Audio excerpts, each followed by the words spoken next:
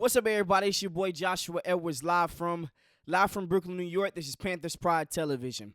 Now we know that we are in the thick of playoff football right now. We just witnessed the Buffalo Bills beat the brakes off the Denver Broncos.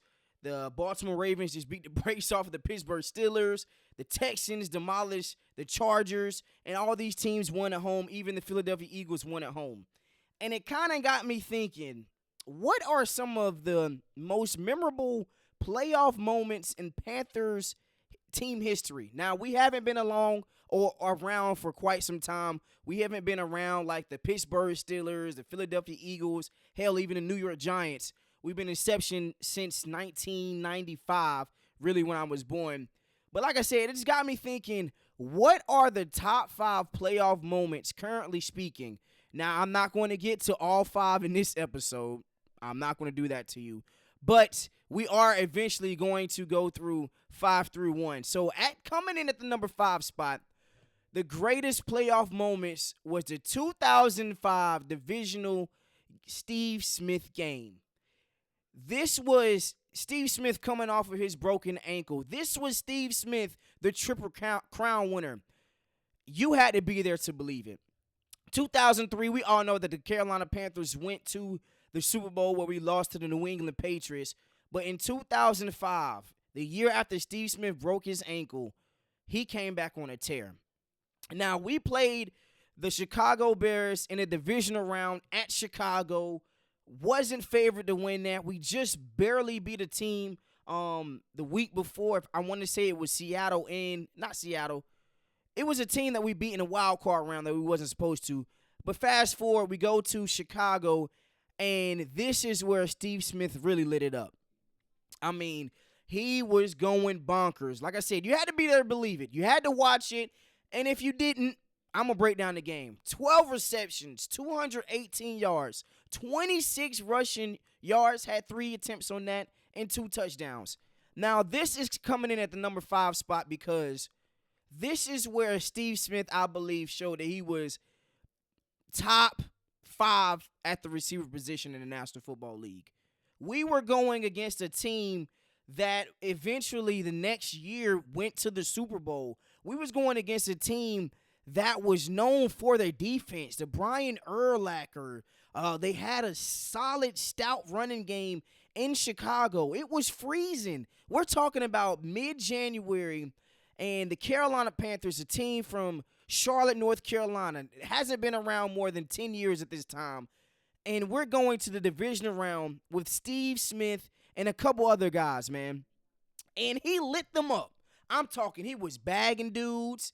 He was catching slants, drags, goal balls, post balls. It was one clip where he snatched the ball away from Charles Tillman, and in a situation where he was double covered, but just snatched the ball away from Charles Tillman at the time. But I mean, the numbers speak for himself. We're talking about a guy that's not even 6 foot, 12 receptions, 218 yards. This at the time was the 5th most receiving yards in NFL postseason history. Not to mention he had 26 rushing yards as well. So throughout this time frame, we were using Steve Smith in a multitude of ways. Steve Smith during this time frame was known for the famous smoke screens where he'll just catch it, put your face in the dirt with a mean stiff arm, and get right to it. But, I mean, this game in particular against the Chicago Bears, it really showed his full growth as an entire receiver.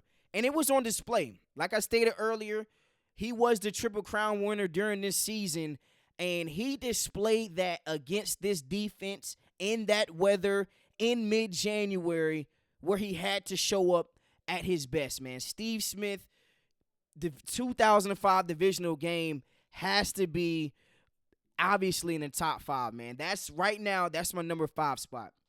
I do just want to transit just a little bit. Like I said, I'm going to finish getting through my top 5 moments in playoff history for the Carolina Panthers. I also want to talk about the top 20 Carolina Panthers of all time. So, sorry about that. We're going to get through 20 through 18. Like I stated, we have not been around that long. We started in 1996. here we are 28, 29 years later. And coming in at the number 20 spot is Mike Rucker. Mike Rucker went to Nebraska, was a second-round pick. He was a Carolina Panther lifer, played in the early 2000s, had his only Pro Bowl during our championship run, or championship quest in 2003. Had 55 and a half total sacks, 85 tackles for loss, 15 forced fumbles, and like I said, one Pro Bowl. Mike Rucker during this time frame, he was a force. He was along with Chris Jenkins, Julius Peppers, Dan Morgan, Mike Minter. He was one of those focal points in the middle of our line for defense, man. So coming in at number 20 is Mike Rucker. At the 19th spot, John Beeson. Now, I had to do a little digging on this. John Beeson played for the Carolina Panthers from 2007 to 2013. Went to the University of Miami. I didn't know that at the time. He was a former number 1 overall pick. During his time frame with the Carolina Panthers, had 444 solo tackles, 583 total tackles, was a 2-time All-Pro with the Carolina Panthers. His second year in the league, he was first-team All-Pro. And then his third year in the league, he was a second-team All-Pro. In his second season, where he was also first-team All-Pro, he led the league in solo tackles, 3-time Pro Bowls, had his best seasons with the Carolina Panthers. I really didn't know John Beeson was – I know he played for us. I didn't know he was drafted by us, though. I guess a lot of guys – I just kind of really remember the back end where he played for the New York Giants. I really don't remember him really making an impact like he did when I looked up his stats. I mean, he had 108 solo sacks his second season where he was first-team All-Pro. And John Beeson, he's one of the Carolina Panthers greats, currently speaking, man. So coming in at number 19 is John Beeson. Coming in at number 18 is Jonathan Stewart. Now, Jonathan Stewart was another first-round pick. He played majority of his career.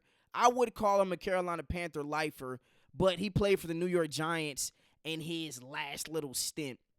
Went to the University of Oregon. A lot of you guys pretty much remember him partnered with D'Angelo Williams and Christian McCaffrey on the back half of his career. Had 7,318 total rushing yards with the Carolina Panthers, 51 total touchdowns, 1,295 receiving yards, and one Pro Bowl where he got that in 2015 when we went on a championship quest. Jonathan Stewart was the Packer punch, you could say, to our offense. Jonathan Stewart was that hammer that we was looking for in the early and mid 2000s. He went perfect with D'Angelo Williams. We know that he kind of spilled D'Angelo Williams when D'Angelo Williams got hurt, and then he obviously was working with Cam Newton and Christian McCaffrey, and then he just kind of just faded off into the sun towards the end and back end of his career.